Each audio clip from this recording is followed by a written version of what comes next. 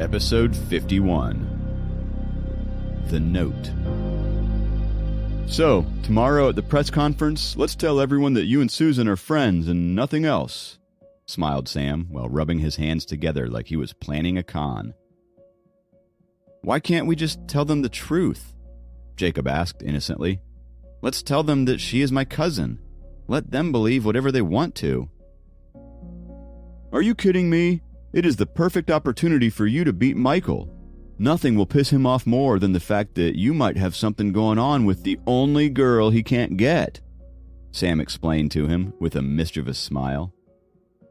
He then looked away with a twinkle in his eyes and mumbled, And later, whenever you have the chance to take Susan out to dinner, we'll also tag along and get to know her. What the hell? Is that what this is all about? You're trying to get to Susan through me? Jacob stood up abruptly as soon as Sam finished talking. No, Jake, I was just kidding. Hey, come on, can't I even tease you a bit? Let's talk about this later. Sam covered up, as he didn't want to upset Jacob and lose his chance of talking to Susan forever. Their other roommates also averted their eyes and pretended to look elsewhere, as if they had already lost interest in the topic. One glance at them, and Jacob knew that his three mischievous friends were up to no good. They would find some or the other excuse to meet Susan through him and end up making him look bad. It was inevitable. However, he liked the idea of messing with Michael. He now understood why Michael was rude to him even before the athletic games had started. He must have heard or seen Susan escorting him to her office the last time. Jacob had heard stories and gossip about the boys in their third and fourth year who tried to talk to Susan and were met with the cold and ignorant behavior of the Ice Queen. Despite so many of the seniors being shot down by her, a few spoiled brats in their first and second year had attempted to talk to her, sending her gifts and flowers. After all, she was the most desirable teacher on campus, and also so young. She was the prize, the trophy. Michael was one of them. His failed attempts at wooing Susan had amused Jacob. It must be really frustrating for Michael because he wasn't used to rejection or defeat. But, despite his relentless efforts, Susan continued to ignore him. Susan was a student of the university until recently and was Michael's senior. He initially thought that he wouldn't be able to see her again after her graduation.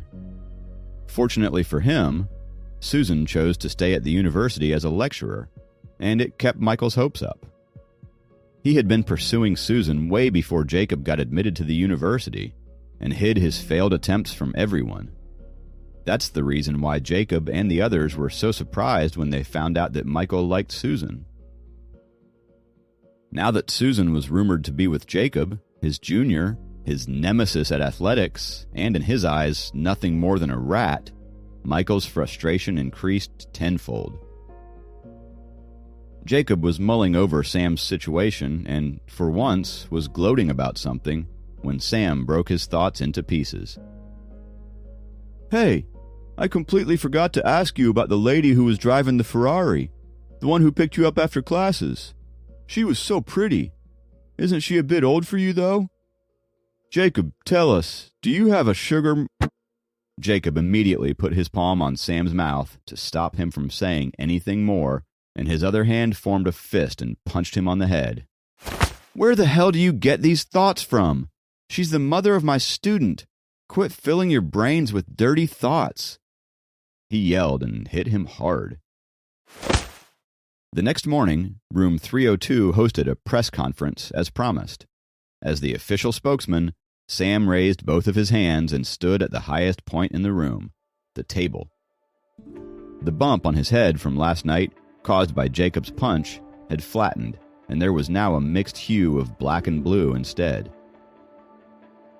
Jacob crossed his hands in front of his chest as he sat on the couch in a corner. He was not happy about this. The other two roommates tried to maintain order and kept asking everyone to sit down. No one listened to them. Sam had always been good with words. He stated that Jacob and Susan were just friends. The way he stressed on just friends was full of innuendo, so nobody believed it, much to Jacob's dismay. There were just too many things going on in his life, and now he had this rumor. If Sophie or Susan found out about this, they would eat him alive. Sam also played a little with the raging desires of the boys who had assembled and convinced them that if Jacob and Susan continued being friends, Susan might start coming to the dorm often, especially the third floor. The jealous lot among them were suddenly full of hope and blessed the blossoming friendship between Jacob and Susan. The press conference had the perfect ending, and the dorm's peace was restored. Everyone went back to their rooms with a satisfied smile on their faces as they got all their answers, and they were excited to see Susan come up to their dorm. All the students soon got busy getting dressed. Jacob's roommates got ready promptly and walked to class together because it was Thursday and they had Susan's lecture on weak optical signal processing. They were all eager and excited to see how Susan would treat Jacob. If she'd give him a smile or a wave, or maybe she'd even come and say hi to her cousin and his friends. To their disappointment, Susan's behavior was the same, cold and unresponsive. She didn't so much as glance at Jacob. After the lecture, Susan packed up her notes and left, as usual. The Ice Queen is still cold despite knowing her cousin is taking the same class she's teaching. It was pretty nice and, might I add, gutsy of you to approach someone like her. Sam gave Jacob a thumbs up as a sign of admiration. As they packed up their textbooks and got ready to leave, Kathy swiftly walked towards them and put something down on Jacob's desk. Jacob picked it up and looked at it. It was an envelope. Sam's heart was pounding like crazy as he stood beside Jacob. Oh my God, no way. I can't believe Jacob's luck. It is absolutely insane. Did Kathy just give Jacob a love letter? What kind of a world am I living in? He thought. Jacob didn't ponder on the envelope as much as Michael, but he was a bit confused. He tore it open and pulled out a piece of paper. It wasn't a letter. It was a note from Michael. See you on the field at 8 p.m. Michael. Michael wanted me to give this to you, Kathy said innocently. She was looking at Jacob's face to gauge what was going on in his mind. She had obviously already read the note and was afraid of what was about to go down. After his performance in the race, she knew that Jacob could hold his own, but she did not want him to get into trouble, and currently, his reaction was scaring her. Jacob's face was emotionless, but a storm was raging in his heart. He knew this was coming sooner or later, but he didn't expect it to happen so soon and up front. He had never met anybody as egotistic as Michael, but he wasn't going to cower just because Michael came from an influential family. What's this?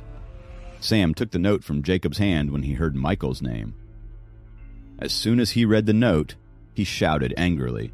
He really thinks that he can get away with anything just because his father is rich? Jacob, don't be scared.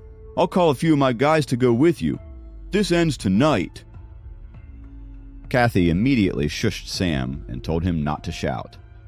If anybody else found out, this would very easily become the talk of the town and could get Jacob in trouble. She then turned to Jacob and said, I think I know why he wants to talk to you. This thing between you and him can be fixed. Why don't I come with you tonight so that I can explain it peacefully to him and we can resolve it as quickly as possible? There's no need. It will be all right. Let's wait until tonight and see. Jacob took the note back from Sam and ripped it into pieces. He threw it into the trash can and continued packing up his books as if nothing had happened.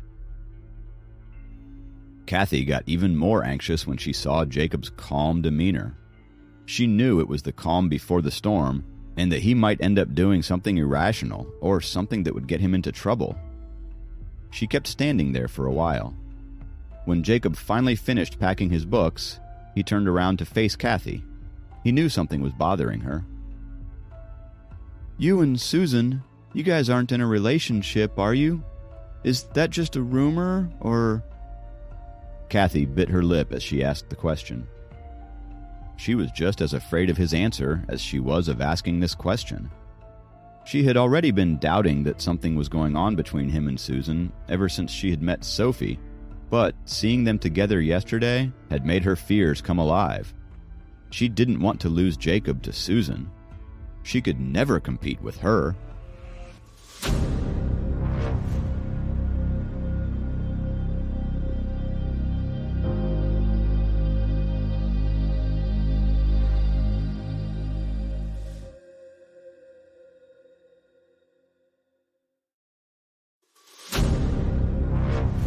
Episode 52.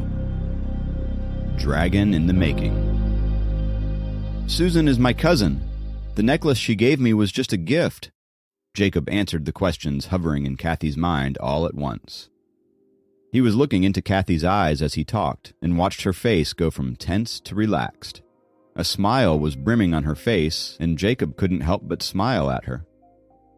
Kathy was, indeed, quite relieved, as if a boulder was taken off her head. How stupid was I to think that Susan was Jacob's girlfriend, she thought. Her relief and happiness didn't deviate her from the problem at hand, and she wanted to make sure that no one on campus gets Jacob into trouble.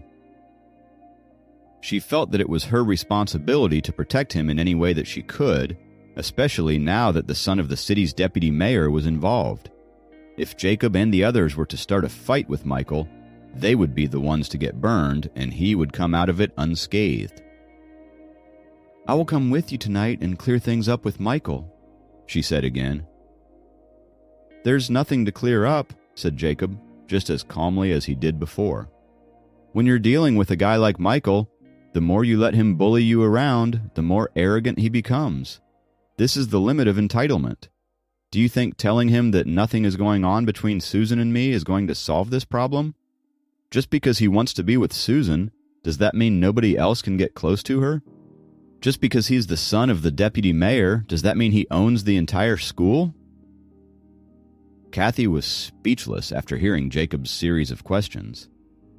Seeing that Kathy had nothing more to say, Jacob picked his bag and promptly stepped out of the classroom without a word. "Jacob, I'll go with you tonight." Sam, who was standing at the door of the classroom, called after Jacob and matched his pace. "We'll all go," the other two added as they caught up to him. "I never said I was going to meet him," Jacob said plainly. Sam thought Jacob was backing out, so he said, "Don't be scared. I will call my guys. If Michael dares to fight us, we will fight back." "Don't stir up trouble. I will fix my own problems. If I go, just because he threatened me, it will look like I'm scared of him, or that I'm obeying his orders or something," Jacob replied. "If you don't go, he will think you are afraid of him," Sam said angrily. It almost looked like he wanted to start a fight. "He lost in the race against me, so he is the one who should be embarrassed. Why should I be scared of him? If I was really scared of him, I wouldn't have competed against him in the first place," Jacob said. "Yes, screw that son of a bitch. Let him wait on the field alone like an idiot," his other roommate agreed. The four of them went to the cafeteria for lunch and then went to class as usual. Most of the courses in the second year were foundational courses. The schedule was busier and the free time between classes was sparse. After repeating a couple of courses during the summer in their first year, Jacob and his friends didn't want to repeat the experience. They might as well cram now rather than wasting the long holiday. After finishing a class in Block D, all the afternoon classes were over. Like always, they were about to go back to the dorm, play some games, and finish up assignments before heading out for dinner. "You guys can head to the dorm without me. I have something to do," Jacob said to his roommates as soon as they walked out of the classroom. "What's going on? If you're not coming, how are we going to team up and play the game?" Sam complained. He had been planning his tactics during the class and was all set to make expensive bets during the game. "I'm sorry, Sam, but I have something to do. You guys have fun." Jacob waved at them and walked in the opposite direction. "All right, let's go. I'll call Kevin from next door and team up with him," Sam said to the other two as they started walking down the stairs. Kathy, who had just walked out of the classroom, saw the group splitting up and decided to follow Jacob. The thing that Jacob said he had to do was actually go to Susan's office and spend some time cultivating. Because of the intensive interrogation, Jacob missed his chance to cultivate last night. Fortunately, there were no classes in the afternoon after 4 p.m. today, so Jacob could stay in Susan's office for 2 hours to make up for yesterday's time. Jacob walked up to the F block of the campus, where all the teachers' offices were located. He walked up the stairs to the 4th floor and walked up to Susan's office. Jacob had no idea Kathy was secretly following him. When Jacob knocked on the door and entered Susan's office, Kathy was shocked. She stood there for a few moments, doubts brewing in her mind, and then she remembered what Jacob had told her. "She is his cousin. I have to believe him," she thought, and decided to leave immediately before anyone saw her.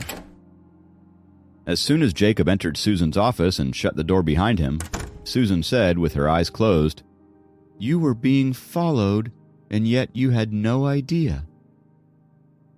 "Followed?" Jacob was slightly shocked. He opened the door and scanned the hallway, but he didn't see anybody there. "Close the door. She has already left," Susan said lightly and opened her eyes. Jacob was perturbed as he closed the door. He turned around and looked at Susan. Susan pointed at the window, and the closed curtains started to open up by themselves as if they were being pulled by an invisible string. The bright light wiped out all the dubious vibes in the room. The greenery of the field, visible from the window, looked beautiful from the 4th floor. "I have only practiced half of the spirit concentration scroll that Elder Liam gave me. I was hoping you could guide me." Jacob didn't want to waste any time. "Okay," Susan nodded. "Let me hear you recite the spirit concentration scroll." Jacob thought about it for a moment and started reciting it. "The road to earth and heaven is wide, thick, high, clear, peaceful, long, and infinite. The sun, stars, and moon are the things of the world, containing the seas and the rivers, yet they never leak. Everything is contained." In one try, just like reciting a poem back in school, Jacob recited everything he remembered. He then looked at Susan and waited for the next instruction. "That's it?" Susan asked. "That's it," Jacob replied.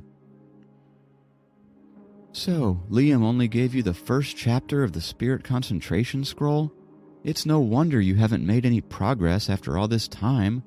That old guy says he would take care of everything, but he is so careless," Susan complained quietly. She then said to Jacob, "I am going to read the next 2 chapters of the Spirit Concentration Scroll to you. Listen carefully. Whether or not the validation is real, instead of guessing, open it and show it, or close it up entirely. Those who open it feel sympathy. Those who close it differentiates it sincerely. Whether to stay or to leave, it starts with one's ambition, such as yin and yang, like circle and square. If there is no shape, the circle is the way. If there is shape, the square is the problem. Nothing is predetermined. If things go wrong, the wrong path was chosen. Things aren't always right. Feelings and integrity are forgotten." Susan's voice was clear and crisp and was lovely to listen to. Each word that came out of her mouth felt like a pearl dropping in the ocean gently. Her narration was like a chain of pearls plopping into the ocean, one by one, calming his mind. Jacob sat down peacefully and listened carefully as he concentrated and memorized every single word. Almost 20 minutes had passed, and Susan finished reciting the last bit of the Spirit Concentration Scroll. Once she finished, she asked Jacob, "Have you memorized all of it?" Actually, Jacob wanted Susan to read it all over again. Not because he didn't memorize it, but because her voice was so lovely that he wanted to hear it again. However, he knew Susan wasn't someone he would want to mess with, and knew that he was fortunate enough that she was willing to guide him. Therefore, he didn't dare to push his luck. If she found out that he was trying to play any tricks, he would be the one to die first. "Yes, all memorized," Jacob answered honestly. "All right, then you can start cultivating by yourself," Susan said coldly and closed her eyes to cultivate. If she didn't think Jacob was hardworking, she wouldn't have spent all this time reading the basics of the Spirit Concentration Scroll to him so patiently. Instead, she would have hammered all the techniques into his brain and gotten it over with. However, she didn't know that even though Jacob did not have the second and third chapter of the technique narrated to him before, he had almost reached the second level of the Spirit Concentration Scroll by touching the stone monument at the Dragon Temple. As Jacob shut his eyes to concentrate, he decided to give it his all.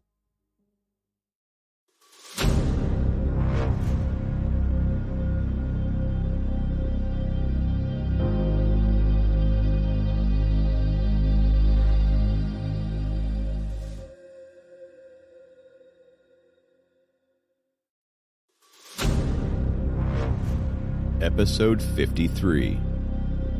Will he break through? Susan was meditating, and the blue smoke from an incense burner floated around her without disturbing her. She looked like a statue, unmoving, barely breathing. It was so quiet that one could hear a pin drop in there. Jacob observed the serenity and the aura around her. He was looking at a beautiful woman who looked absolutely unreal and divine. He just stood there admiring the strong woman. Then it occurred to him that, with her capabilities, she would know that someone was looking at her even with her eyes closed. With that thought, he looked away in a hurry and recited the first chapter of the Spirit Concentration Scroll 3 times. After that, he closed his eyes and tried to understand the second chapter. The second chapter corresponded with the second level of the Spirit Concentration Scroll. When Liam taught Jacob the cultivation technique, he didn't expect Jacob to break through the first level so soon. He was afraid that Jacob would rush through the process and thus had only taught him the first chapter. Later, Liam got immersed in work and had planned to check up on Jacob's cultivation progress in a month or so. However, he didn't know that Dracon had personally given tips to Jacob and that Jacob had more talent than he had assumed. Therefore, Jacob had to stumble around without the second chapter of the Spirit Concentration Scroll, despite being worthy of breaking through. On the other hand, Dracon assumed that Liam had taught Jacob the whole Spirit Concentration Scroll, a basic cultivation technique, so he didn't teach Jacob the second chapter either. He just gave Jacob some tips. It was like telling a student to go to class without giving him a textbook. Constantly repeating the second chapter, Jacob gradually entered a meditative state and was oblivious to everything around him.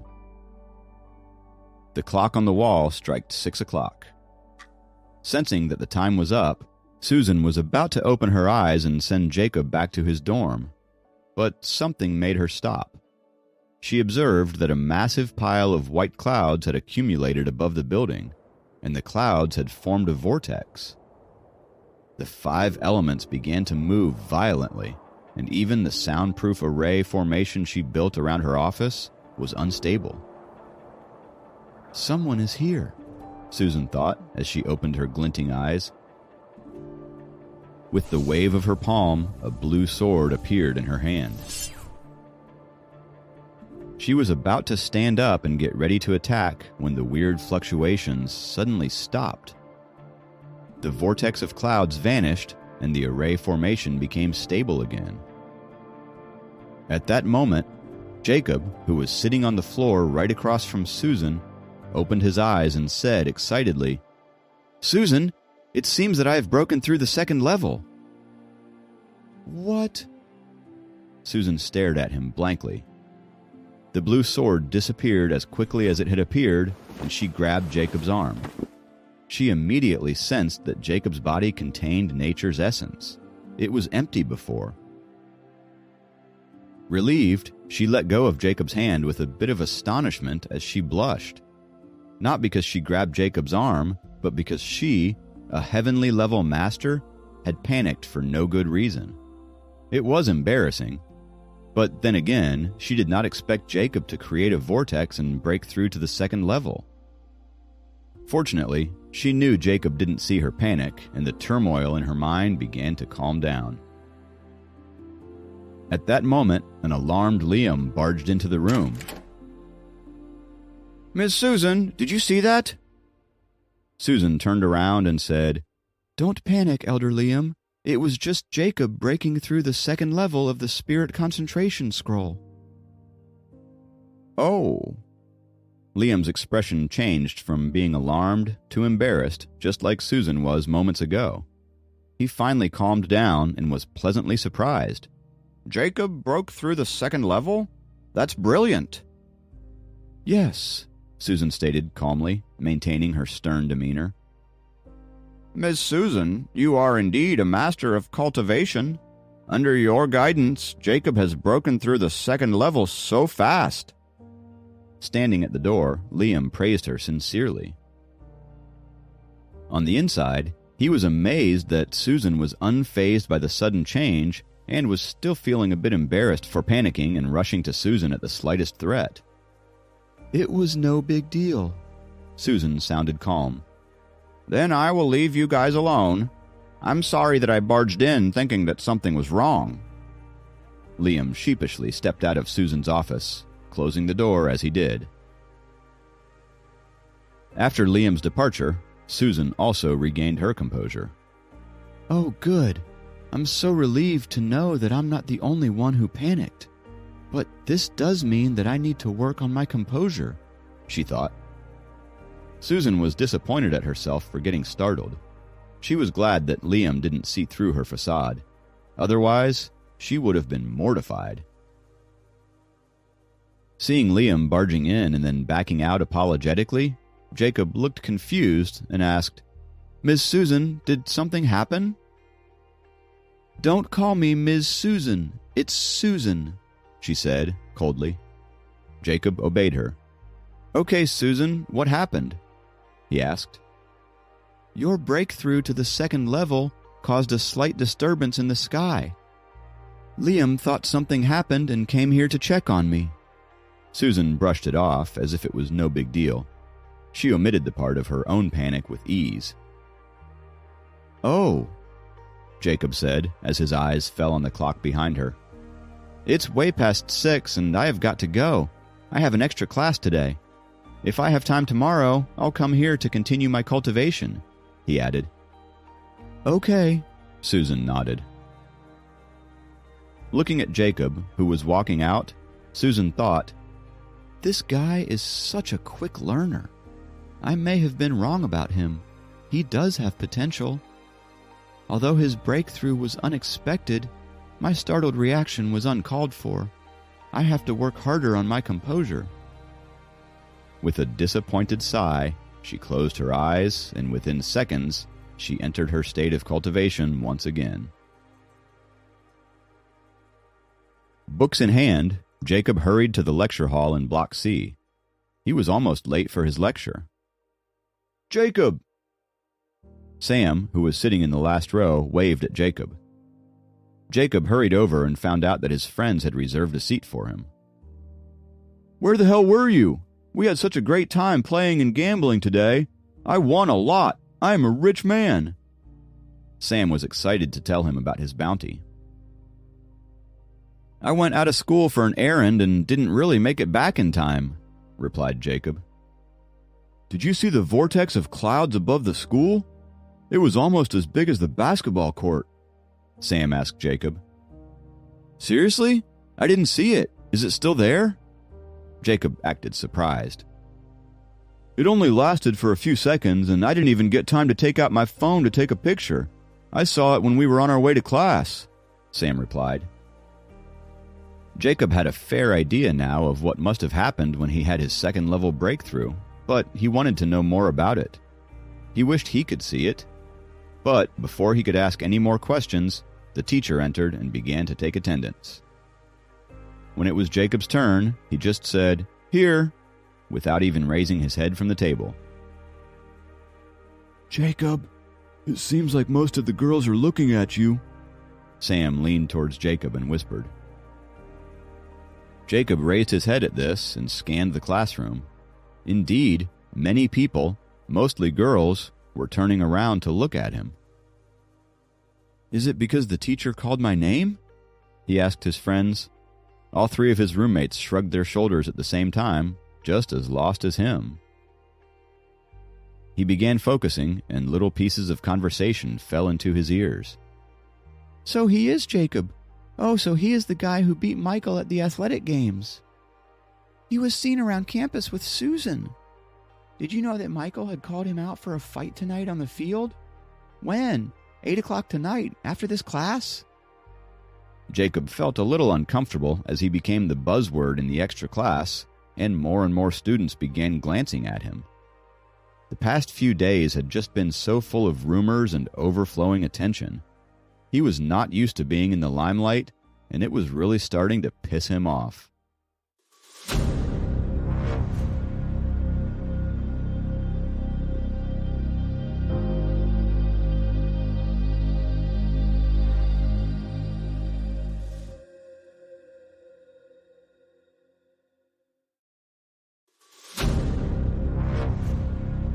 Episode 54.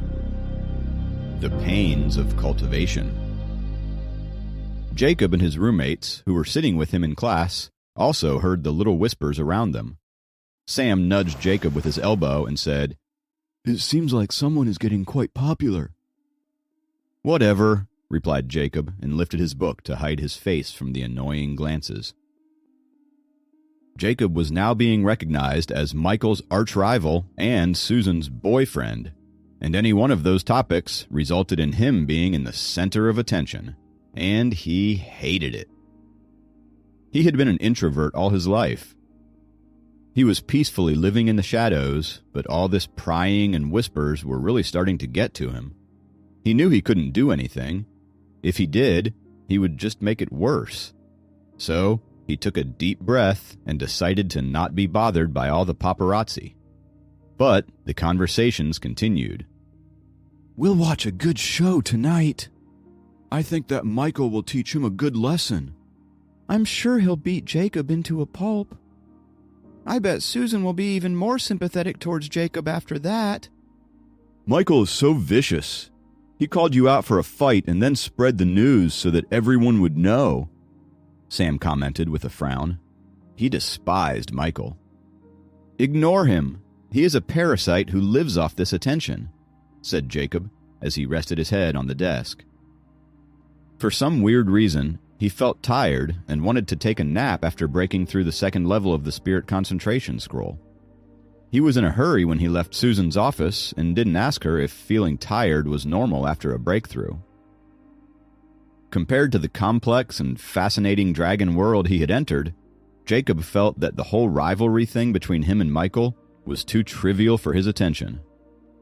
Why would a man who had hundreds of millions of dollars care if he lost $20 on the street? Susan can easily destroy me if I don't work hard on my cultivation. In front of her, Michael's threats seem childish. She is the real danger. Jacob sighed and clutched his head in his hands. Cultivation was the only thing he could think about now. Fortunately, today he was sitting right next to the window at the back of the class. Jacob regulated his breathing and re-entered the second level of the Spirit Concentration Scroll as he carefully tried to understand the essence of heaven and earth. The nature's essence around him was now being absorbed by his body.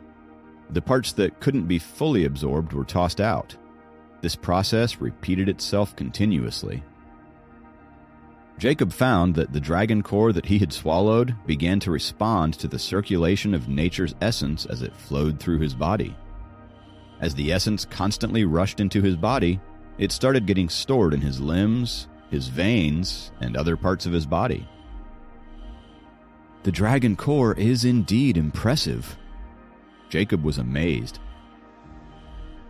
The 9 acupoints in his body were slowly absorbing pure nature essence, giving him an indescribable pleasure. "How can this guy fall asleep when there's trouble lurking around him?" Sam said to the others, feeling resigned when he saw Jacob with his eyes closed. "Ouch!" Jacob suddenly yelled in pain, and his head bounced up from his desk. The teacher and the rest of the class began looking at the last row. Fortunately, none of them knew who yelled, and Jacob managed to lower his head in a hurry and pretend to act innocent. The teacher paused his lecture and shouted at all of them for the disruption. Since he couldn't catch the troublemaker, he soon resumed the class. Seeing that everything had settled down, Sam reached out and touched Jacob. "Hey, why did you yell like that? Oh my God, you're shivering. Are you feeling well?" he asked. "I'm fine." Jacob gritted his teeth and waved his hand at Sam. He wasn't sure what had happened to him. A moment ago, the 9 acupoints in his body were filled with energy, and the next moment, they started to hurt like hell, as if someone was piercing needles into him. His whole body was in so much pain that he felt like he was being split apart. Seeing Jacob sweating in pain, Sam was alarmed. "Are you okay?" he asked again. "I'm fine, really." Jacob held his breath and pressed his clenched fists against the desk. He felt acute pain in every inch of his bones. He couldn't describe it to his friends even if he wanted to. He realized that the tiredness and sleepiness from a moment ago and the tumbling pain in his body were all a part of the cultivation process. So painful! Even cultivating to the second level of the Spirit Concentration Scroll, which is the most basic cultivation technique, is so painful. Will I survive on the rest of the cultivation path? Jacob gritted his teeth as all kinds of thoughts occupied his mind. He was afraid to cultivate any further at this point. The pain was finally over after a few minutes, and after taking a lot of deep breaths. Jacob looked down at his sweat-soaked shirt and then turned to his friends. They were all staring at him with astonishment and concern in their eyes. "I'm fine now. I had a cramp," Jacob explained. "Man, it was one hell of a cramp. Your whole body was twisting." Sam still sounded alarmed. With a bitter smile, Jacob brushed a palm over his sweaty face. "This is what torture must feel like," he thought. He now understood why Sophie, the only daughter of a dragon king, was so weak in cultivation. She probably couldn't withstand so much pain. He remembered her words about the dangers of cultivation. "Loss of limbs was the least amount of danger. One could die cultivating." Although the path of cultivation wasn't as scary as she had described, the risks involved were indeed high. He suddenly thought of Susan, who was also very young but had become a heavenly level master already. That not only requires an unusual amount of talent, but immense tolerance and threshold for pain.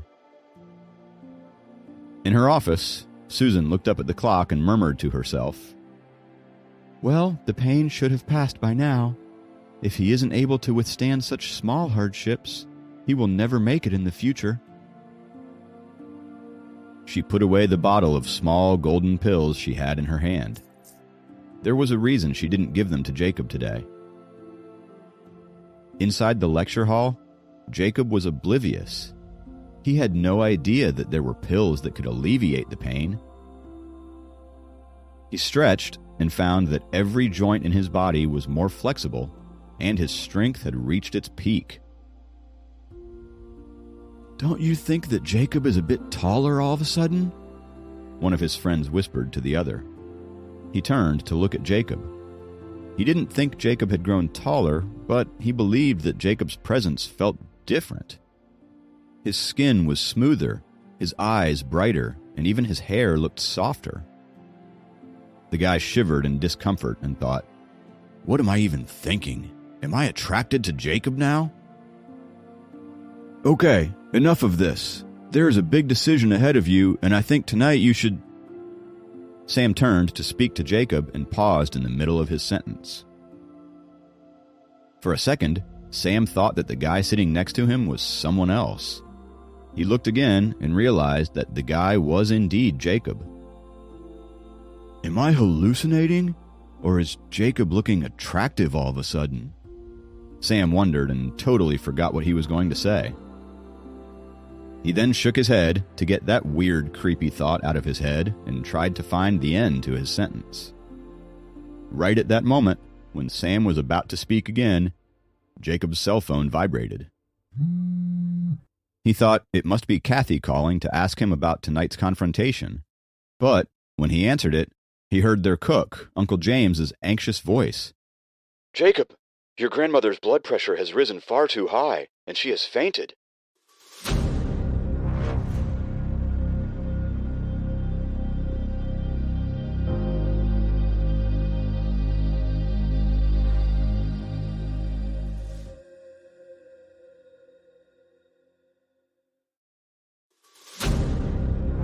Episode 55.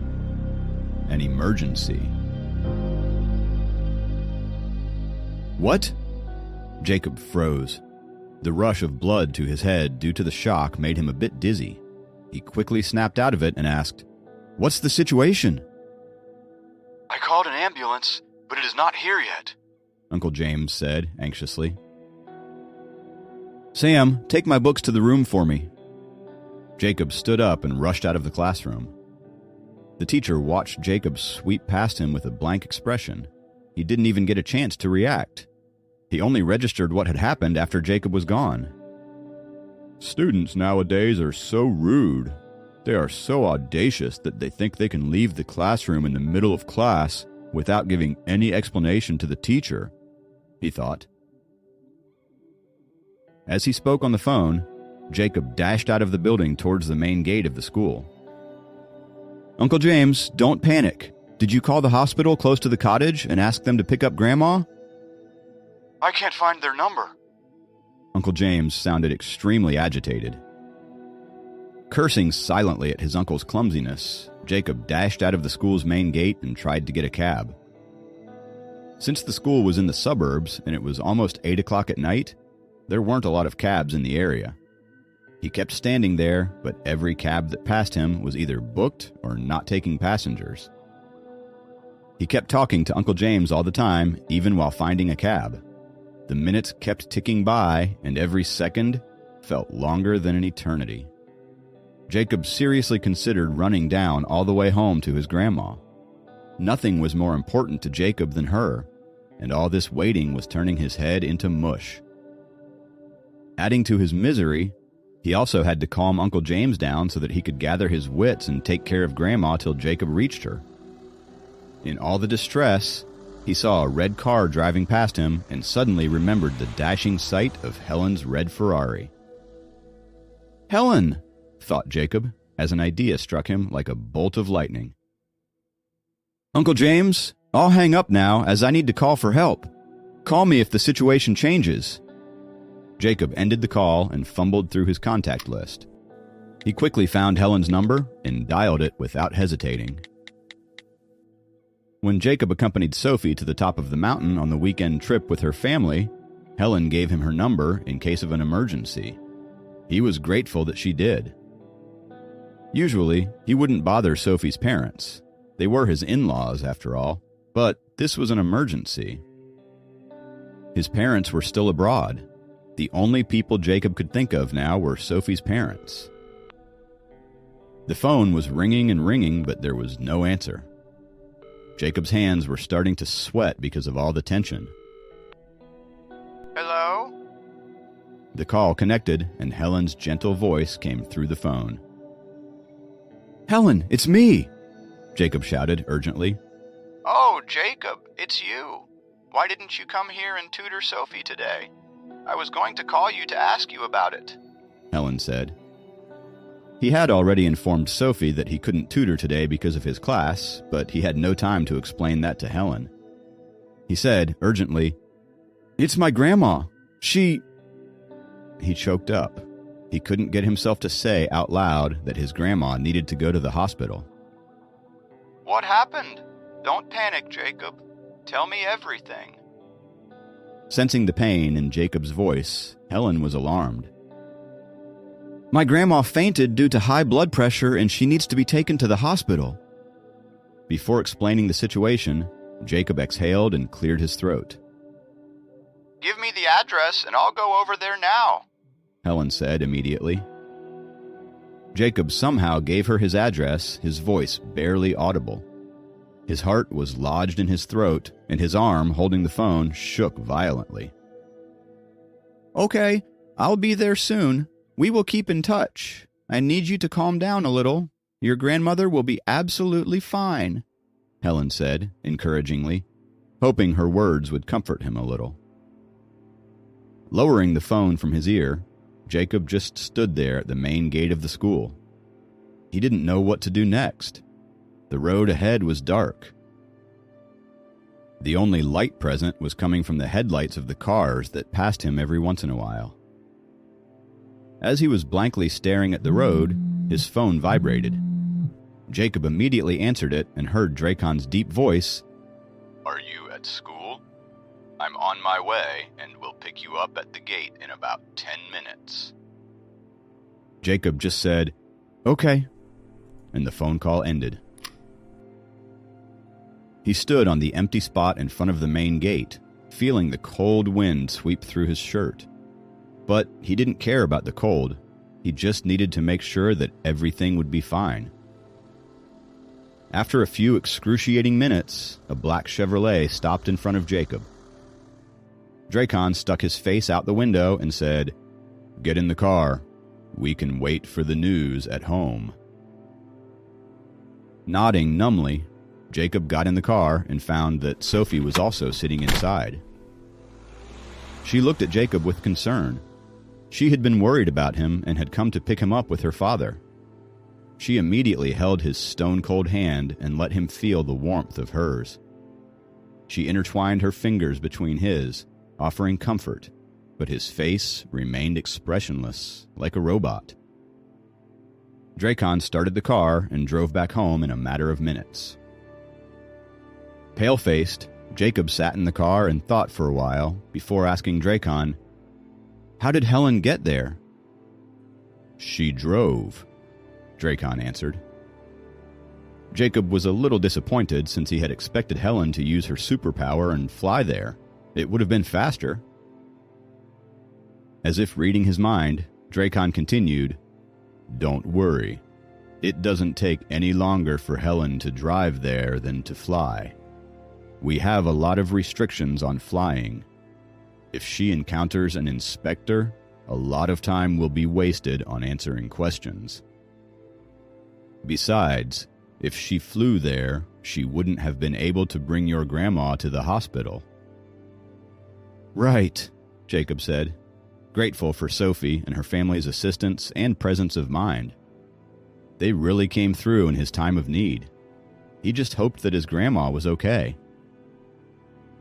When they reached home, Dracon parked the car and escorted Jacob and Sophie into the house.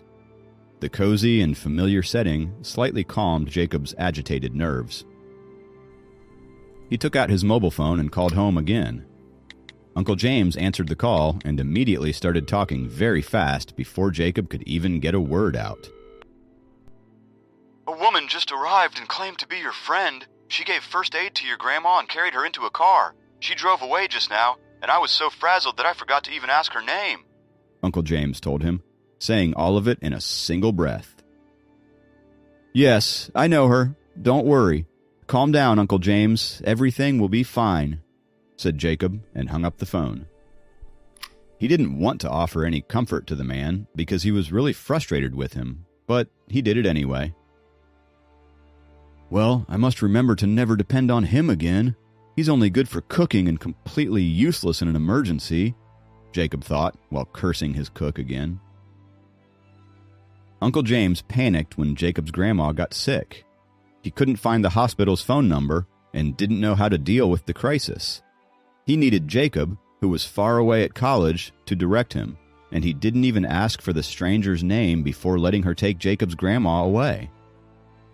Jacob kept getting angrier as he thought of him. He decided that it was unsafe to let Uncle James continue taking care of his grandma by himself. Jacob also mentally kicked himself for not being able to help his grandma when she was in danger. He looked up at the clock with a frown on his face. Helen reached Grandma's house in just 20 minutes. That was super fast, thought Jacob. Dracon and Sophie sat together with Jacob in the living room. Nobody talked, but he knew they were there for him.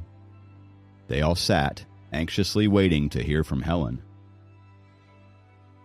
About 20 minutes later, the phone in the living room rang, abrupting everyone's thoughts. Dracon picked up the phone and listened patiently. He turned to Jacob and informed him, "Helen has reached the hospital with your grandma, and she is being treated. The doctor said she would be fine." Jacob finally felt like he could breathe again.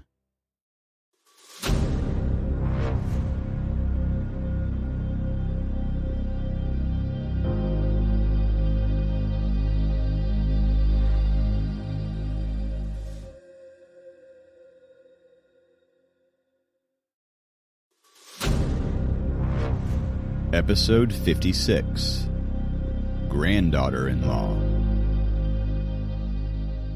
As soon as he got the news that his grandma wasn't in any kind of danger, Jacob felt like he could breathe again. "Come on, I'll drive you to the hospital," Dracon offered and picked up his keys. "Okay." Jacob stood up from the couch immediately. Sophie also followed immediately after him. She wouldn't leave him alone at a time like this. Dracon drove smoothly, and they reached the hospital in record time. He called Helen once again from the car and found out that Jacob's grandma was in a stable condition and was under observation now. They climbed up the stairs and walked through the quiet corridors. Finding their way through the lobbies and checking the signboards, they finally reached the general ward. They looked for the room Helen had mentioned, and they entered as soon as they found it. There were 4 beds in the room, and 3 of the beds were taken by other elderly patients.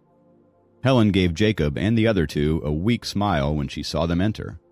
She was sitting on an uncomfortable-looking chair next to the bed. Jacob's grandma was lying on the bed with a saline drip attached to her hand through an intravenous injection. Her eyes were closed, and her breathing seemed to be stable. The wrinkles on her face made her look older than she actually was, and to Jacob she looked a bit smaller. "The doctor said they will have to keep her under observation for at least 48 hours, Helen said in hushed tones as she rose from her chair to make room for Jacob. She didn't want to talk at her normal volume and disturb his grandma. "Thank you, Helen," said Jacob as Helen gave him a warm hug. His relief was immeasurable as he walked over to take a look at his grandma. "Since this was an emergency, she was put into a general ward like this," Helen continued to give Jacob the details. "I will talk to them tomorrow and see if they can transfer her to a private room." "It's okay," Jacob said as he turned around, not knowing how to express his gratitude. His eyes brimmed with tears, thinking of what would have happened if she hadn't been there. "I need to pay for a bunch of speeding tickets tomorrow," but I have an appointment with a big client. He wants to visit my studio, so I won't have time to pay." Helen whispered into Dracon's ear, making sure that Jacob was out of earshot. Jacob sat in the chair that Helen had vacated and looked carefully at his grandma. He managed to hear what Helen was whispering about and said, "Let me pay for the tickets, Helen." She was surprised at how sharp Jacob's hearing was. After a pause, she shook her head and smiled. "It's all right. There are only 2 or 3 of them, and it's no big deal, really." Dracon took a good long look at Jacob and asked, "Did you break through the 2nd level of the spirit concentration scroll, Jacob?" Jacob nodded. He was so worried about his grandma that he forgot to give Dracon the good news. "No wonder I sensed something different about you. All of your 5 senses have gotten sharper, too." Dracon had figured it out the way Jacob managed to hear Helen's whispers. Jacob didn't feel anything special, but since Dracon said they were enhanced, then that must have been the case. Sophie, who was standing beside Jacob, looked at him in surprise. She thought, "It hasn't been long, and he has already broken through the 2nd level of the spirit concentration scroll? I ate elixirs at home as if they were candy and barely got to the 1st level of cultivation. He is really hard-working." "You should keep your grandma company. Now that she is all right, I should take Sophie home. She has school tomorrow. I have already paid for the hospitalization and treatment fees, and I have also paid some additional deposits just in case. She should get the best treatment. I'll come by tomorrow if you need anything," Helen said to Jacob as she kept a comforting hand on his shoulder. "I'll pay you back. Thank you, Helen," Jacob said sincerely. "It's not a lot of money, Jake. Don't worry about it. Take care of her. That should be your only priority right now." Helen smiled at him one last time and turned to leave with Dracon. They were about to exit the room when they realized that Sophie didn't follow them. As they turned to look at her, she was still rooted in her place. "You guys go. I will be out in a second," Sophie told them with a pleading look. Dracon wanted to say something, but Helen silently held his hand to stop him, nodded at her daughter, and dragged her husband out of the room. Once they left, Sophie turned around to look at Jacob, who was already looking at her, patiently waiting for her to say something. She opened her mouth, but nothing came out. She had never been in such a serious situation. She then took a deep breath and held Jacob's hand. "Don't worry. She is fine now, and we are all here for you," Sophie said in her most calm voice. Jacob couldn't help but smile. He gave her hand a little squeeze to show his gratitude, and she smiled back at him. After staying like that for a few more seconds, Sophie let go of his hand gently and walked out of the room. Jacob stayed in the ward, waiting for his grandma to wake up. She finally woke up at midnight when Jacob was about to fall asleep. "Jacob?" she called out softly as soon as her half-closed eyes fell on his blurry figure. Jacob woke up, startled at her voice. When he saw his grandma awake, he called out in excitement, "Grandma!" He immediately covered his mouth as he remembered that there were other people in the ward too who were sound asleep. "Why am I here?" his grandma asked as she looked around. "You fainted at home, so we brought you to the hospital," Jacob answered lightly. "Oh, I remember now. I was cleaning the house, but I don't remember what happened. I was cleaning the tiles, and I woke up here," she said as she tried to recall how she fainted. She raised her arm slowly and brought her hand to his cheek. He looked worn out. She then asked, Why are you here? Shouldn't you be in school?" Jacob told her exactly what had happened. However, he didn't refer to Helen as his mother-in-law, but as his student's mom. "They must be very kind people. Who helps others like this these days? I must thank them in person after I recover," Grandma sighed. She was too weak to keep up with their conversation, so he persuaded her to rest some more. He didn't want her to pass out again. She, too, had gotten excited to see her grandson and forgot all about her frailness. But she knew she needed to rest. Satisfied with Jacob's presence, she went off to sleep with a smile. In the morning, a nurse brought her breakfast. It was made as per the diet recommended by the doctor. Jacob took it from her and fed his grandma carefully, making sure she ate most of it. "Jacob, today is Friday. You have classes today, right?" Grandma asked as Jacob fed her another spoonful of the porridge. "Yes, but I can take a day off. You're still weak," Jacob said immediately.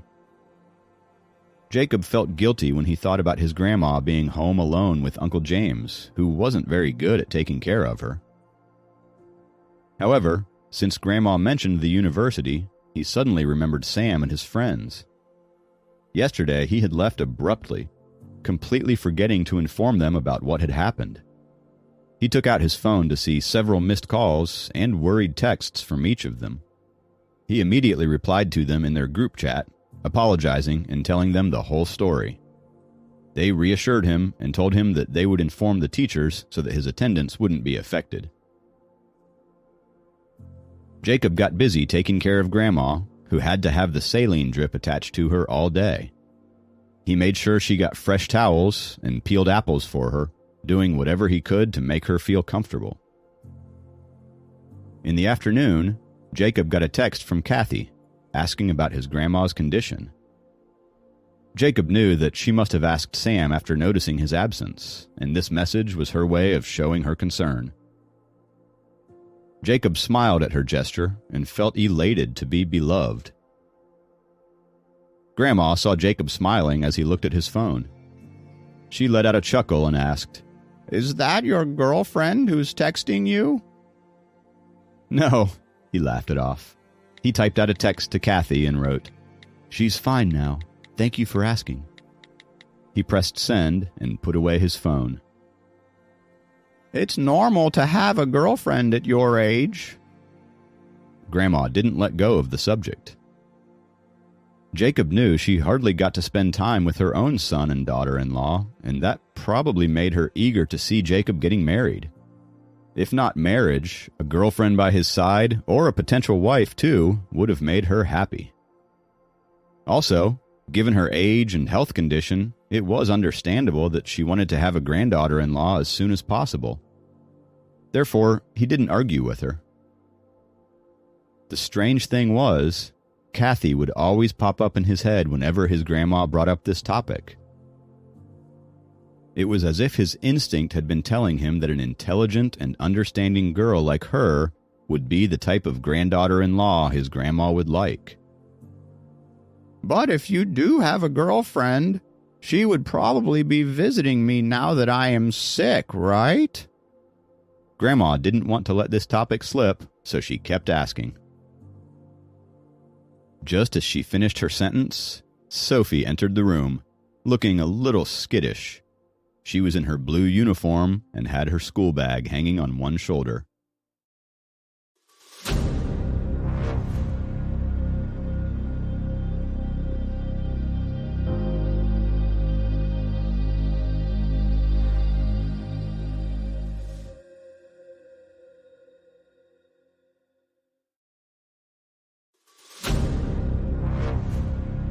Episode 57. Sophie Visits. Sophie walked in slowly, making sure that she had entered the correct ward. She saw Jacob sitting with his grandma and sighed with relief. She walked towards Jacob, turned to his grandmother on the hospital bed and asked softly, "Grandma, how are you feeling now?" Grandma replied, "I feel a lot better." Looking at Jacob, she asked, "She is?" "Ah, she's Sophie, the girl who I've been tutoring. When you fainted last night, her mother was the one who brought you to the hospital," Jacob replied. Sophie's smile dimmed a little when Jacob introduced her as a student, but this wasn't the time to get upset.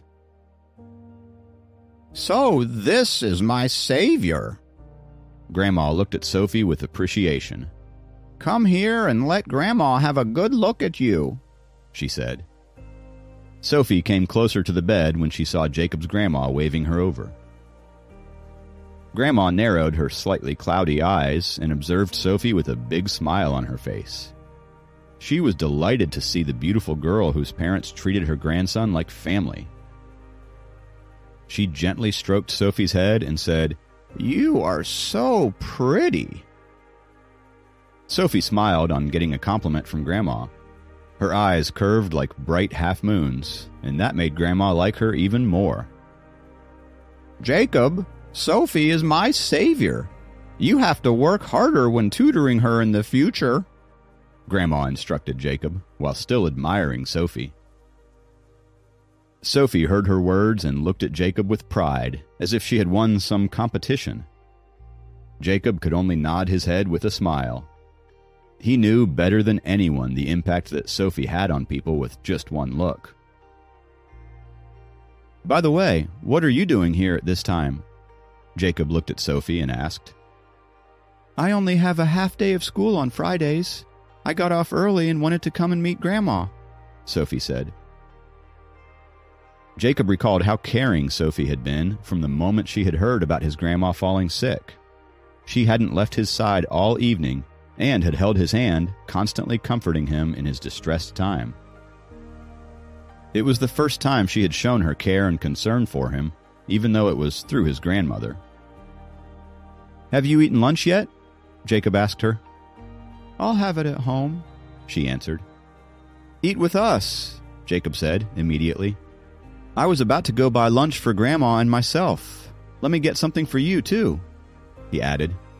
He knew that Dracon had work today, and Helen might be busy welcoming the client she mentioned yesterday. If Sophie went back home now, there wouldn't be anything for her to eat.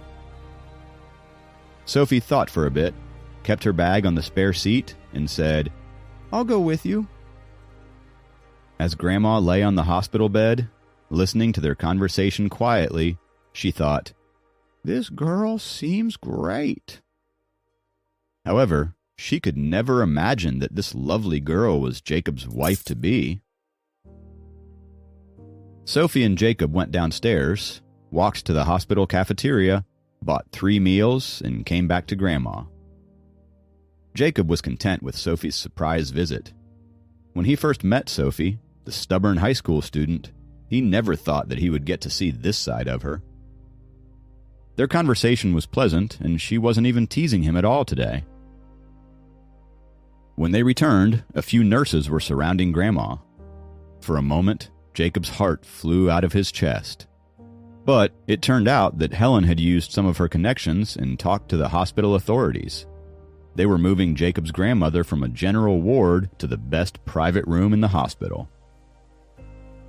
Jacob and Sophie helped carry some of Grandma's things and followed the nurses as they wheeled Grandma to her new, luxurious room. A nurse drew the curtains, and the bright sunshine and the greenery from outside immediately brightened the whole room. "Okay, lunchtime, Grandma." Once his grandma settled down, Jacob brought the lunch to her. "Why aren't you kids eating? Don't starve yourselves," Grandma said, while looking at Jacob and Sophie. She felt that Sophie, as Jacob's student, had helped out more than enough. Jacob and Sophie opened their takeout boxes. Sophie liked the little cut-up pieces of chicken in the food and asked for Jacob's as well, which he gave to her very reluctantly. Grandma was slightly confused when he saw them bickering and yet being very intimate. They were very comfortable around each other. She hadn't seen Jacob look so lively in a long time. After lunch, Jacob asked the nurse to change the saline solution and watched over Grandma as she fell asleep. Sophie was planning to go home earlier, but now that they were in a bigger room, she didn't feel like she was imposing anymore and wanted to stay longer. She then started to do her homework, as Jacob was also free to help her out if needed. Sophie sat at the table, which was right in front of the window, and the sunlight fell diagonally on her. It highlighted her hair, and her face looked like she was glowing. Jacob had always thought that the color of her uniform looked beautiful on her fair skin, and today, under that sunlight, she looked more beautiful than ever. He stared at her for a few minutes and then walked over to sit beside her. He answered all of her questions patiently. Time passed by and the sun started going down. Oblivious to them, their bodies formed a pair of shadows, cuddling on the floor of the room. Sophie finished up all of her weekend homework with Jacob's help. A few of her textbooks were still at Jacob's place, and Jacob could only return those to her on Monday. With no more work to do, they sat back peacefully, and the silence between them was comfortable. Sophie packed up her books and sat back, feeling relaxed. It was almost evening, and Sophie had been there for hours, still in her uniform. "Great, they changed the room." A familiar voice startled them. Jacob and Sophie saw Helen standing at the door, dressed in her business attire. She looked like she had come down right after her meeting. "What are you doing here, Soph?" She was slightly shocked when she saw Sophie. From Helen's expression, Jacob understood that visiting Grandma was Sophie's idea and she hadn't informed anybody. I came here to visit Jacob's grandma," Sophie said to her mother and shrugged her shoulders. Helen smiled in gratification. She felt as if Sophie had grown up. She liked how her daughter was taking the initiative to get to know her fiancé better and share his concerns. "They didn't choose each other as their life partners, but it is so good to see them getting along. This might just turn out great," Helen reflected and thanked God for bringing the two together. Jacob saw that there were a bunch of fruits and dietary supplements in her hands, and he walked over quickly and said, "Why did you buy so many things, Helen? You've already done so much for us." "It's nothing," Helen said as she arranged the fruits and placed the supplements in the cabinets next to the hospital bed. She looked over at Grandma's bed to find her wide awake. She had woken up soon after Helen entered the room. She asked Grandma, "How are you feeling?" From her conversation with Sophie, Jacob's grandma understood who Helen was. She sat up and said, "Thank you for getting this old lady to the hospital yesterday." "Don't mention it. It is my duty," Helen answered, frankly. Grandma continued and said, "The bills of the hospital." Helen took her hands in hers and didn't let her continue. "Please, don't worry about it." Seeing that Helen was being so generous, Grandma felt terrible and repeated, "No, no." She had lived a long life, and these were by far the kindest people she had met. Jacob was just their daughter's tutor, and they were doing so much for him. "Please don't treat me like a stranger. We are a family after all," Helen said. "A family?" Grandma looked at Helen in confusion. Jacob felt his heart sink to the floor. Helen is going to tell Grandma now, he thought, and waited for the bomb to drop.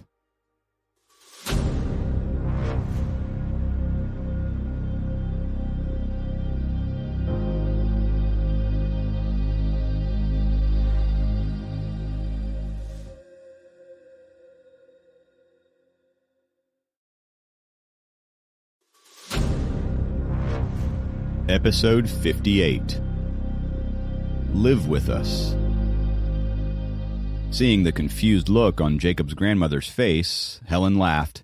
"What I meant was that Jacob has been tutoring our Soph for quite some time now, and he is like a member of our family." Grandma laughed happily at this explanation and said, "Yeah, I can tell. Jacob does seem to have a good bond with Sophie."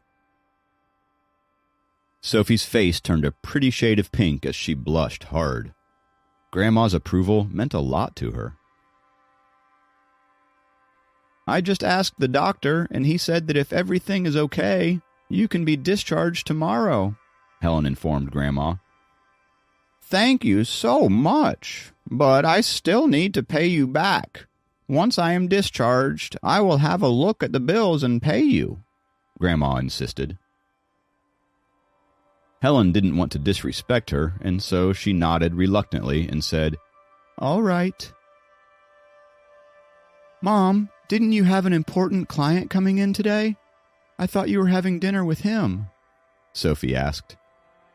"I showed him around the studio today, but since Jacob's grandma is ill, I canceled our dinner reservations." Helen smiled. Jacob was touched that Helen had prioritized his grandma over her client. He knew how seriously Helen took her work, so cutting a meeting short for his family was a big deal. Helen kept on chatting with Grandma for a little while, who asked Helen to call her by her name, Louise. Grandma was also happy to have her company, since Jacob's parents were always working, so she never had anyone to talk to other than Jacob. During their conversation, Helen asked, "Louise, it's pretty inconvenient for you to stay at the beach house. Why don't you move into the city?" "Jacob's dad said that the air around the beach is fresher, so he bought me the cottage there. We sold our place in the city many years ago," she answered. "Your health is delicate, and it's not safe for you to live alone over there. Jacob almost had a panic attack yesterday when this happened. I think it would be easier for you if you lived in the city." Helen tried to convince her. Grandma was thinking about it as she turned to Jacob and imagined how stressed out he must have been the day before. Helen suddenly lit up and suggested, "How about you move in with us after you have recovered?" Jacob was listening to them intently, and he tensed up at the suggestion. "Grandma moving into Sophie's house? How is that possible?" he thought. "That's not necessary," Grandma waved off the offer. "It would be too much to ask for. Besides, I'm used to living alone at the beach. It's okay. Plus, Jacob's parents are coming back next week, so they will be there to take care of me." "Next week?" Helen asked, with barely concealed excitement. "Yes, I think by next Wednesday. I will ask Jacob's dad to take your family out for dinner to thank you for saving my life," said Grandma. "Please don't bother with all that. Like I said, we are a family." Helen kept mentioning the word family, but never revealed why.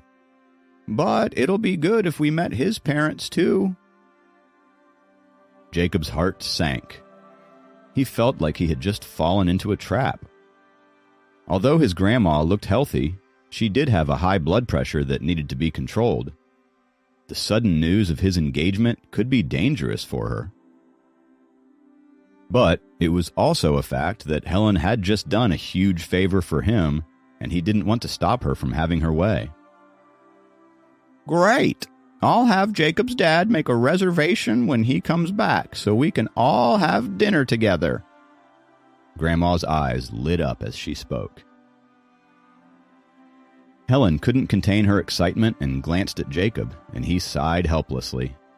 He knew that the meeting was destined to happen, even if this incident with Grandma never happened. With Dracon heading the MTX group, he would meet up with Jacob's parents through one business meeting or another. Helen added in the heat of the moment, "Okay, then maybe you can stay with us until your son comes back. You are still recovering, so you can't live alone. Plus, we live very close to Jacob's university. You guys will be able to see each other often because Jacob comes to tutor Soph every day. Jacob was worried when he heard the news yesterday, This way, he can focus on his classes with ease, knowing that you are safe at our house." Those words were persuasive, but Grandma was still hesitant. "That's too much trouble. I don't want to be a burden." "Not at all. We have a spare room, and I will get it ready for you in no time. It's not troublesome at all, really," Helen said enthusiastically. Grandma turned to Jacob and gave him a helpless look. She didn't want to be rude, but she was still unsure. They were his employers, after all. Jacob was in a dilemma himself. On one hand, he didn't want to trouble Soph's family. They had already done way too much. On the other hand, he wanted to make sure that Grandma was being taken care of. He wanted her to recover soon, and that wasn't possible without constant care. Uncle James was not young and clearly not a very good caregiver. Jacob would be constantly worried if he let her return to the cottage directly from the hospital and feel helpless because he would be far away from her. Therefore, he said, after a thorough consideration of the situation, "Since my parents will be home next week, Grandma should stay with you for the time being." He then turned to his grandmother and said, "We can take you back to the cottage after Mom and Dad come back." He thought to himself, "We have to find a way to pay back Sophie's family. They have spent so much time, energy, and money on my grandma." Grandma finally made up her mind, as she didn't want Jacob to constantly go back and forth from his college to her beach house. It would affect his studies, as well as cause him a lot of worry. She finally turned to Helen and said, "All right, I'll stay with you. I hope I'm not putting you out." "Of course not. It is my pleasure to host you. Louise, you rest well. Tomorrow, I will send a car to pick you up first thing in the morning," Helen said cheerfully. She stood up and lightly hugged Grandma. She waved Sophie to come over and say goodbye. "Goodbye, Grandma. I will see you tomorrow," Sophie said to Jacob's grandma with the sweetest smile on her face. Grandma lightly touched Sophie's face and smiled. "You have met a really great family, Jacob," Grandma sighed as the mother and daughter walked out of the room. The next morning, after examining Jacob's grandma's condition, the doctor confirmed that everything was fine. He told Jacob to complete the discharge procedures. After everything was done, Jacob held on to his grandma and helped her walk out of the hospital. She was still weak. The familiar black limousine was already waiting outside. It was 5 meters away from the entrance. Grandma looked at Jacob with a raised eyebrow, but before she could say anything, she heard someone step forward to greet them. Elder Frank, dressed in an expensive 3-piece suit, was standing beside the car with 2 brawny men. He was here to escort them over to Sophie's house. Seeing Jacob walk out with his grandmother, Elder Frank hurried over. "Congratulations on your recovery, ma'am. I am Frank. Please get in the car and make yourself comfortable." Jacob's grandmother was uncomfortable being greeted like this by a man who was much older than her. Baffled, she turned to look at Jacob. She had so many questions. Jacob was feeling awkward as well when he saw people moving in and out of the hospital, staring at them. He had no idea how to explain any of this to his grandmother. Instead, he focused on helping her get into the car and made sure she was comfortable before they drove off. On the way, Elder Frank was all smiles but remained silent. Jacob's grandmother was full of questions, but she refrained from asking them. Jacob's gaze dwindled between Elder Frank and his grandmother continuously. He cleared his throat to fill the awkward silence, but was met with weird and sharp stares from both of them. Only one thought occupied his mind. This is going to be a long week.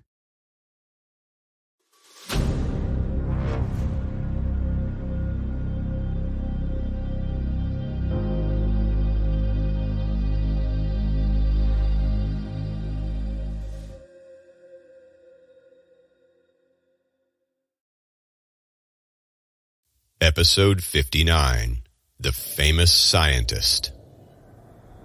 Half an hour after leaving the hospital, the car finally arrived at Sophie's house. Elder Frank left promptly after dropping off Jacob and his grandmother, Louise, at the door. Helen heard the car and hurried out to welcome them. Grandma was delighted to see Helen, and her mood perked up as soon as she saw her greeting them at the door. "I can't believe I'm troubling you again after all the inconveniences I caused you in the past few days," she said. "Well, it's really no trouble at all. We are a family, and it was our duty." Helen took her hand and led her into the house. Grandma had visited Sophie's house for the first time. She looked around and saw the luxurious interiors and the expensive rugs and immediately understood that Helen's family was very well off. In fact, she had a vague idea of their wealth from the fancy car they had sent to pick her up. "Hello. Welcome to our home." Dracon walked out of his study and came to greet them with a smile. Grandma had never seen Dracon before, but she understood that he must be Helen's husband. She nodded at him with a smile. After thinking for a few minutes, she said, "Your home is so beautiful, and Helen has been so sweet, but I think I'd better not stay here." "Why? What's wrong?" Helen anxiously looked around to see what might have been off. Louise was from the countryside and lived a very simple lifestyle. She got uncomfortable just looking at their lavish home. The thought of living there didn't sit right with her. "Grandma!" Hearing everyone's voices from downstairs, Sophie, dressed in a simple white shirt and a pair of denim shorts, ran down. She looked like an energetic little white dragon jumping out of the water. She was happy that she was going to spend more time with Jacob's grandmother. All the insecurities Jacob's grandma had about staying in a rich household melted away when she saw Sophie. She was charmed by Sophie's innocent smile. She took her in her arms and patted her head. She said, with a smile, "I wish I had more time after I got out of the hospital. I wanted to get you something." "I don't want any gifts, Grandma. You just get well soon," Sophie said sweetly. She meant what she said. She had been quite concerned about Jacob ever since Grandma was taken to the hospital. She had never seen him so anxious and so lost. She didn't want to see him like that ever again. "Louise, please stay with us," Helen urged again. Letting Sophie go from the embrace, Grandma hesitated and said, "Well, fine. I'm just afraid of disrupting your beautiful home." "It is an honor for us to have you here. Now, let's sit down for lunch," said Dracon, dismissing her concerns at once.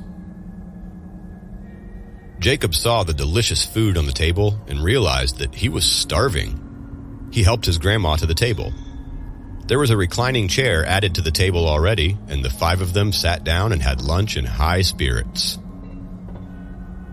After all of these gestures, Jacob became extremely grateful to Sophie's family. Even if they could find another solution to the inevitable problem between him and Sophie, he would never forget this great favor that Helen and Dracon had done for him. He never had anyone care for him so much, other than his grandmother. After lunch, Helen helped Louise to get settled in her room. Jacob and Sophie were put in charge of cleaning up after lunch while Dracon left for work. Sophie stood next to Jacob in the kitchen while washing the dishes.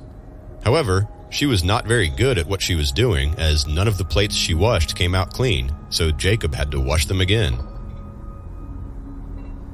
"Thank you for everything you did," Jacob said as he re-washed the plates. Sophie pursed her lips. "I didn't do anything." Jacob smiled and said, "Do you want to do something this afternoon?" "Actually, I already have plans to go shopping with my friend. I'm sorry," Sophie told him with an apologetic face. She would have canceled her plans, but she really needed to get some things. "Oh, it's okay. Have fun, Jacob said with a fake smile. Disappointed, he shook his head and continued washing the dishes. Sophie left the kitchen as she had to get ready. After shopping, her friend insisted that she stay the night as it was the weekend. Sophie had no reason to deny it, so she just informed her parents. Jacob stayed the night at Sophie's home to keep his grandma company and to help her settle in.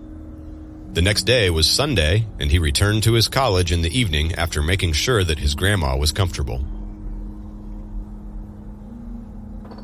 On Monday morning, Jacob carried a stack of books that he had borrowed from the university library to return them. After returning the books, he issued some new ones. He loved reading. It used to be his only hobby, but now, between tutoring Sophie and cultivating, he hardly had any time left for himself. He was about to walk out of the library, lost in his thoughts. As he approached the door, he happened to see Kathy sitting at one of the tables studying. She seemed to have sensed his presence as she looked up and saw him standing at the door, looking at her. Jacob smiled and nodded at her before stepping out with the freshly borrowed books in his arms. As he headed to his dorm, he heard rushed footsteps behind him. He stopped to turn and saw Kathy trying to catch up with him. She had hurriedly closed her books and was carrying them haphazardly. "Jacob, wait! I need to talk to you!"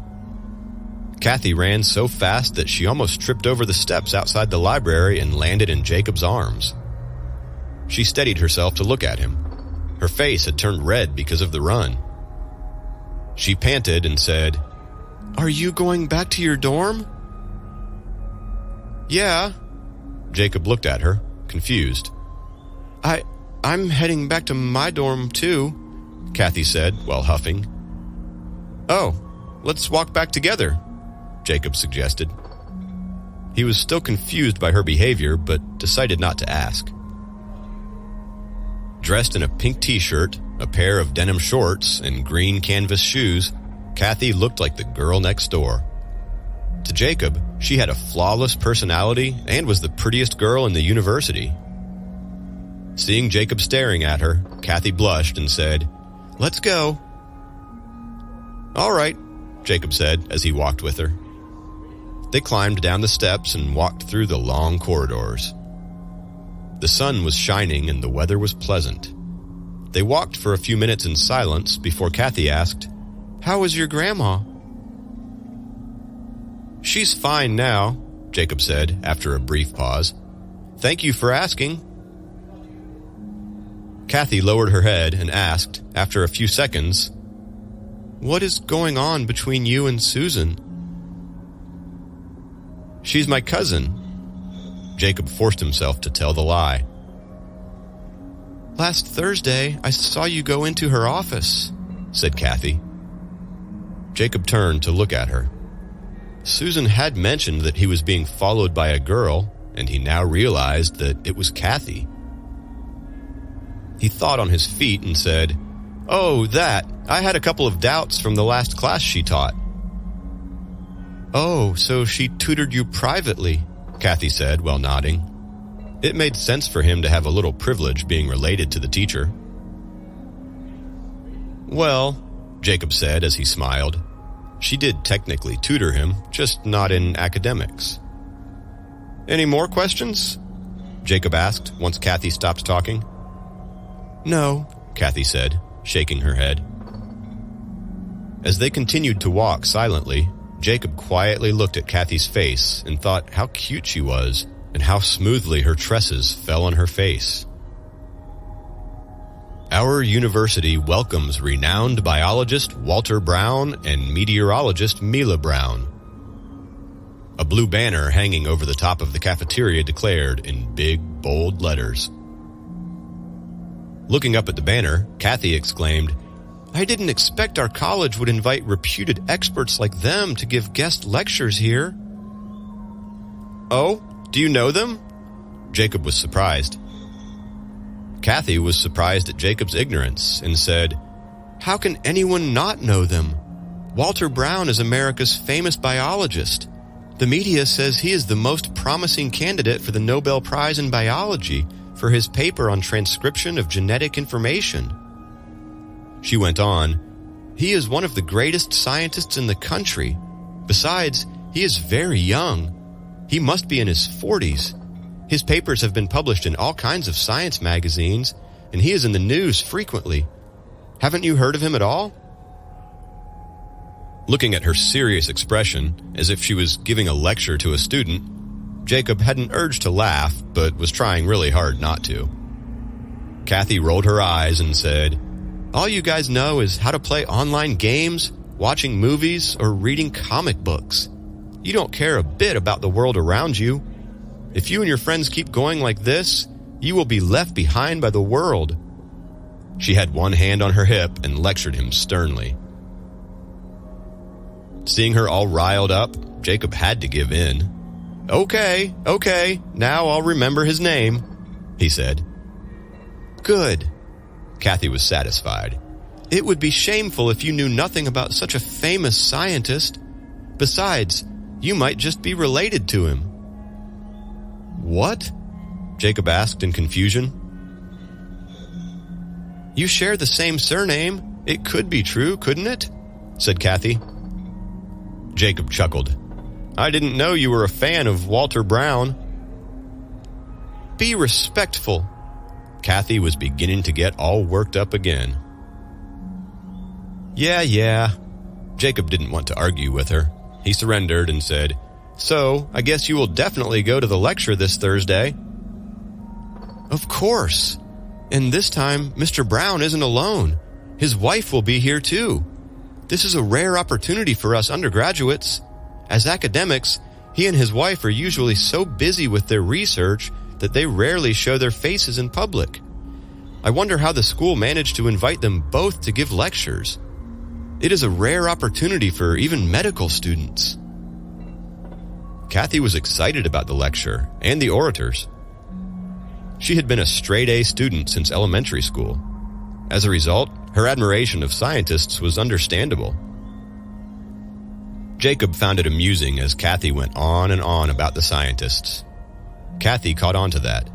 She got upset and said, You don't have any respect for such great scientists." Jacob was about to argue his case when his phone began to buzz. He saw it was from his roommate. He answered lazily, "I'm on my way. You can start distributing the cards, and by that time I'll be there." "It's not about the cards," he answered in an agitated voice. "Sam is in a fight with the guys from the basketball team."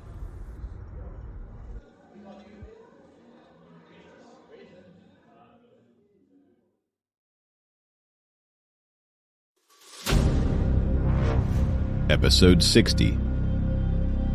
Jacob's Outburst. "Where are they?" asked Jacob, springing into action. "They're at the basketball court." His roommate's voice was shaking with fear. "I'll be right there." Jacob hung up the phone and was about to run down to the court, but Kathy caught hold of his arm before he could do so. "What's wrong?" she asked. "Sam is in the middle of a fight with some of the boys from the basketball team," Jacob blurted. "I'm coming with you," Kathy said with resolve. She wanted to ensure Jacob's safety. Jacob didn't want to argue with her. He took off immediately, with Kathy following closely behind him. He felt that Kathy was having a hard time keeping up with him because he was almost sprinting now. Without thinking, he grabbed her hand to make sure she didn't slow him down, or worse, fall. Kathy was surprised when Jacob held her hand and looked at their intertwined fingers. She gulped a little and then looked up to keep running. The sensation of Jacob's warm hand on hers was making her throat dry.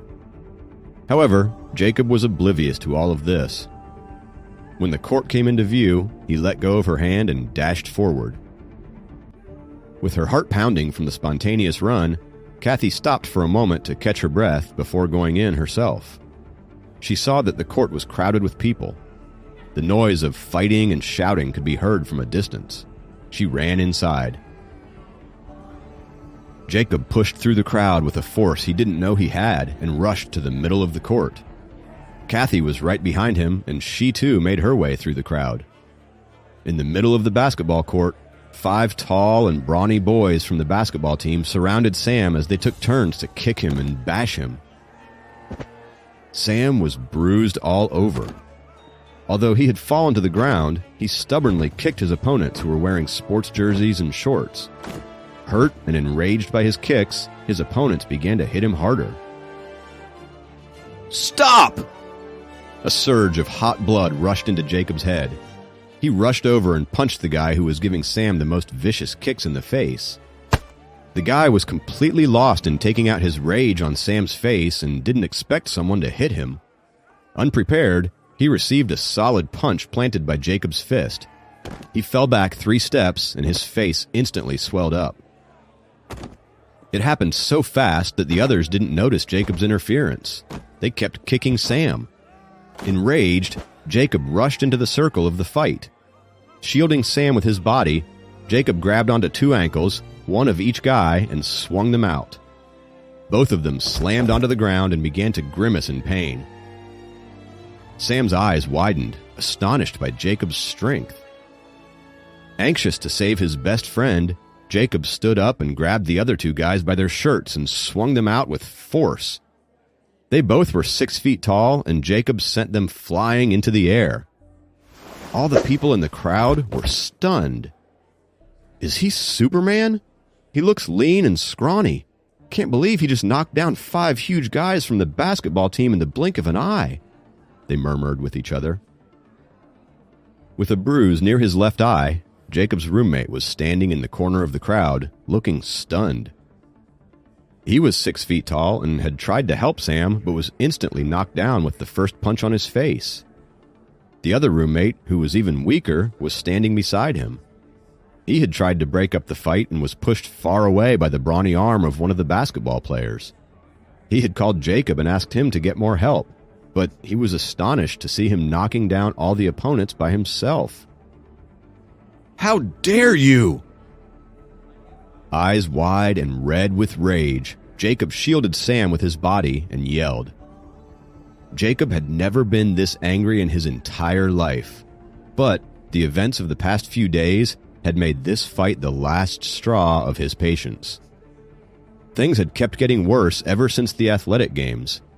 First the bullying, then the rumors, Michael's note, his grandma's health, and now this fight. The fight was proving to be the perfect outlet for Jacob's pent-up frustration. In Kathy's eyes, his actions were extremely courageous. Looking at Jacob, who was red with rage, Kathy, a well-behaved student who hated fights, suddenly found herself excited about the one happening in front of her. It was because Jacob was the one who was landing the punches and emerging stronger. He became even more attractive to her. She was worried about him getting hurt, but also strangely proud of how he was defending his friend so fiercely. "Kid, who do you think you are?" One of the guys stood up and threw his 6'4" body at Jacob. Seeing the guy rushing toward him, Jacob's rage ignited. He didn't dodge since his buddy Sam was lying at his feet. He simply reached out and caught the huge guy. Their palms collided with each other. It looked like an intense wrestling match. The guy didn't think that Jacob could catch hold of him. He had blamed his fall earlier on his unpreparedness, but now he had no excuses. He tried his level best, but the more he tried to push Jacob away, Jacob pushed back with greater force. The brawny guy was forced to move back 4 steps before crashing onto the ground with his last unsteady step. The breakthrough of the second level gave Jacob a lot of strength, making him feel invincible. Plus, these guys had dared to mess with his best friend, and now they were paying for it, and nothing made him happier. It all seemed to happen in the blink of an eye. The crowd looked at the sudden change of events in disbelief. What just happened? How did he do it? He is so powerful. These were some of the things being discussed in astonishment by the crowd. No one expected this fight to take such a drastic turn. The guy who was just pushed to the ground by Jacob also looked at him in astonishment. This sophomore, who's half my size, pushed me to the ground. He thought, How is this even possible? He tried to get up, but couldn't as he felt a shooting pain in his back. His friends, on the other hand, had recovered from their falls, so they stood back up, more enraged than ever, after getting beaten up by a guy much younger and smaller in size than them. They all went to attack Jacob at once, but he was ready for them. In a flash, he stood up and pushed them away, far enough to get into a fighting stance. He then kicked and punched them one by one, and within a few minutes, all of them were on the ground, bruised and tired. Jacob was the only one left standing. Jacob didn't bother to look at them after beating them to the ground. He bent his back and helped Sam to get up. He finally turned around to look at the bullies, lying there all battered, and spat out, "Don't ever mess with my friends again." The crowd stepped aside and made a path for them instantly. Jacob helped a limping Sam out of the basketball court and toward the dorm building outside the campus. His friends exchanged a look and hurried behind Jacob. The dazzled crowd was left speechless on the basketball court, including Kathy, who had her cell phone in her hand, planning to call her older brother the basketball team captain. He was missing from the scene. One would think a captain would be present to defend his team in situations like this. Looking at the silhouette of the four best friends against the setting sun, she was at a loss for words and didn't know what to do next. Jacob finally felt the red-hot rage inside his body cool down as he walked slowly while supporting Sam. The four roommates walked to their building in complete silence. One was too injured to speak, two were stunned, and the last one was just lost in his thoughts.